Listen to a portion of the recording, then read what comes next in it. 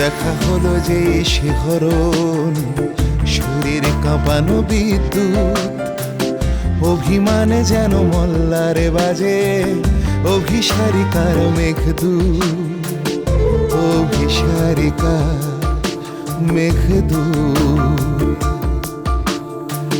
দেখা হলো যে শিহরণ, শরীর কাঁপানো বিদ্যুৎ, অভিমানে যেন মল্লারে বাজে অভিসারিকার মেঘদূত, অভিসারিকার মেঘদূত, অভিসারিকার মেঘদূত।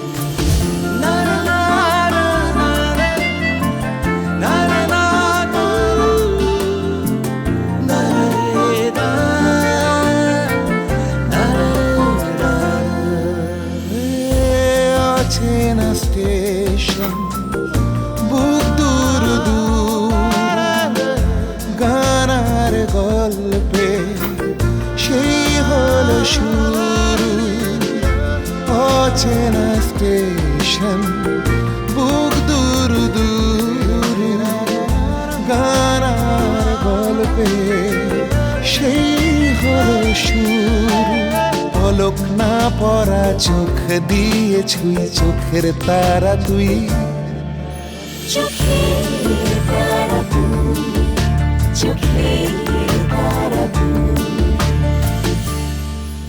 কি রে মা,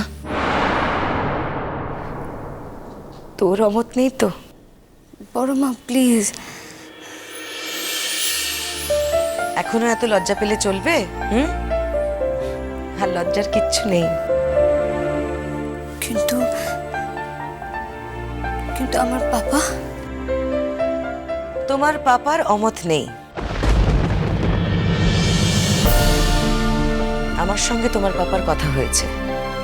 হ্যাঁ তুতুল, তোমার পাপা রাজি।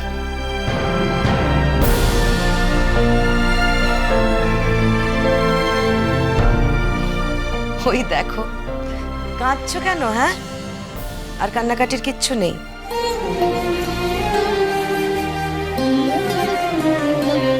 তোমার পাপা এতদিন তার মেয়েকে ভুল বুঝেছে। কারো কারোর সঙ্গে এরকমটা হয়, এখন বুঝে গেছেন। এটা ইম্পর্টেন্ট। কিন্তু আঙ্কেল তো আমাকে মানবে না বড় মা। সেটাই তোমার কাছে চ্যালেঞ্জ তুতুল। তোমার আঙ্কেল আমাকে সারা জীবন কষ্ট দিয়েছেন, কোনোদিন শান্তি দেননি। তো সেটা আলাদা কথা। এত কিছুর পরেও বলবো, তোমার আঙ্কেল মানুষ হিসেবে খারাপ নন। আমাকে কষ্ট দিয়েছে বলে আমি ওকে খারাপ মানুষ বলে ডাকতে পারবো না।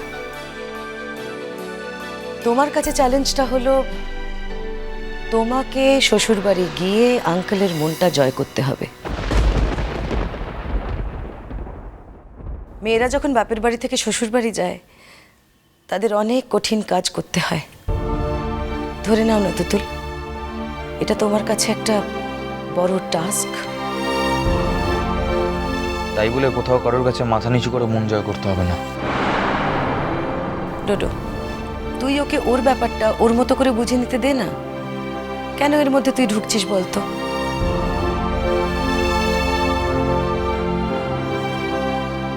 আমার তুতুলের উপর একটা বিশ্বাস আছে। আমি বিশ্বাস করি তুতুলই পারবে। চ্যাটার্জি পরিবারের আজ অব্দি যাবতীয় সমস্ত সমস্যা ওর হাত ধরেই মিটবে।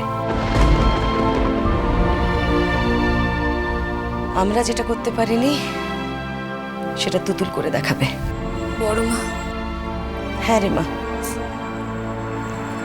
আমি তো একদিন তোমার পা ছুঁয়ে কথা দিয়েছিলাম যে বোকামে। তোর বড় মা যদি ভুল করে তোর কাছে কোনো কথা আদায় করে নিয়ে থাকে, তোর বড় মার সেই ভুলটা তুই শুধরে দিবি না? তুই তো শুধু আমার ছেলের বউ হবি না রে। আগে তুই আমার মেয়ে, তারপর তুই আমার ছেলের বউ।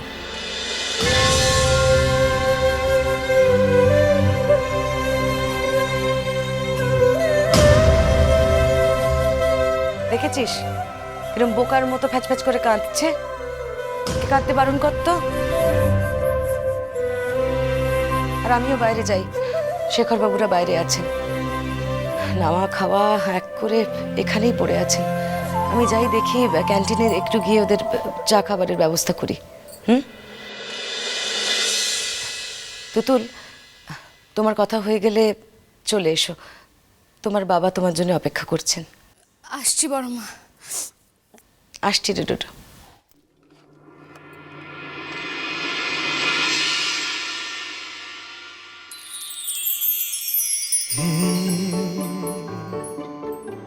রা রা রা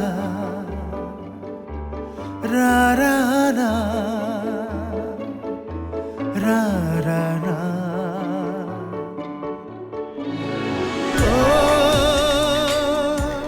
বড় মা ডাকছে তো। আমাকে না বলে চলে যাচ্ছ যে? আচ্ছা বেশ, এখন বলে যাচ্ছি, আসছি। এবার তো ছাড়ো প্লিজ। না, কাছে এসো। এসো। ওই তোমার পায়ে পড়ে দোহাই তোমার, ছাড়ো। ওসব পায়েটায় পড়লে চলবে না। কি পারলে আমার জোরের সঙ্গে? সেই হারতে হলো তো। তোমার বুদ্ধি, তাই তুমি এরকম কথা বলছো। আমি যেন পারতে চেয়েছিলাম। তাহলে চলে গেছিলে কেন? তাই বলে তুমি এরকম একটা কাণ্ড করবে? ফের যদি আমাকে ছেড়ে চলে যাও, আমি একই কাণ্ড করবো। কিন্তু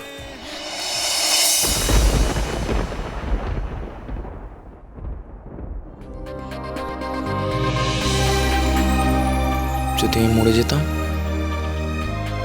কি হতো তাহলে?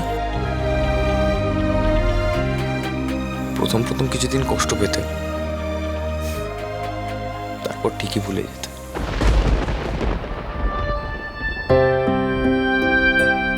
আবার নতুন করে কারোর সঙ্গে জীবন শুরু করতে। আর আচ্ছা, ছিচকা তো মেয়ে তো তুমি, কাঁদছো কেন? তুমি কবে আমাকে শান্তি দেবে? আর কত কষ্ট দেবে আমাকে? আমার চোখে জল না দেখলে তোমার ভালো লাগে না? না, আমার হাসি মুখ তোমার সহ্য হয় না? না, তুতু, আমার তুতু। তোমার যদি সত্যি সত্যি কিছু হয়ে যেত, তাহলে আমি কি করে বাঁচতাম? আমি এই কাজটা না করলে তো তুমি কখনো বুঝতেই পারতে না যে তোমাকে ছাড়া আমার কত কষ্ট হয়। তোমাকে ছাড়া আমার বেঁচে থাকার কোনো মানেই হয় না তুতু। তবু কত কষ্ট দিয়েছো তুমি আমায়। কষ্ট আমি তোমাকে একা দিইনি, তুমি আমায় কম কষ্ট দিয়েছো নাকি?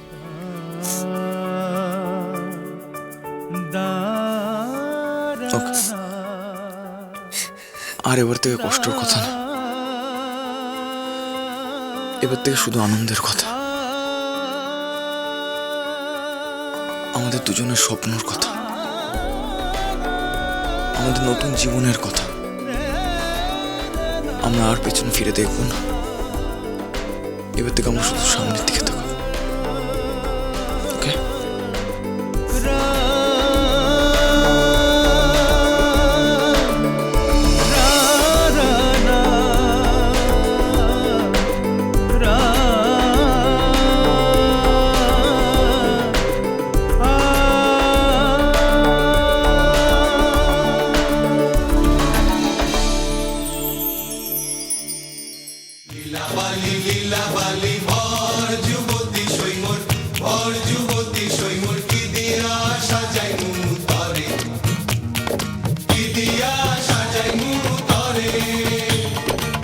দিয়া